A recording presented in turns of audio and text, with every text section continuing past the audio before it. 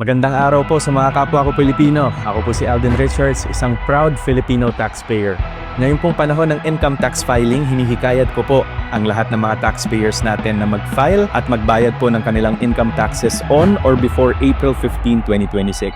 Ang tamang pagbabayad po ng buwis ay mahalagang ambag natin sa patuloy na pag-unlad ng ating bansa para sa mas maayos na serbisyo publiko at mga programang makakatulong sa pag-angat ng bawat mamamayang Pilipino. Upang maiwasan po natin ang rush o penalties, syempre ayaw po natin yan, mag-file at magbayad po tayo ng maaga o sa takdang panahon. Para sa karagdagang impormasyon, bumisita lang po tayo sa website ng Bureau of Internal Revenue o sa pinakamalapit na BIR office sa inyong lugar. Ito po, paalala ko lamang po sa inyo, magbayad po tayo ng tamang buwis sa tamang oras para sa mas maunlad na Pilipinas.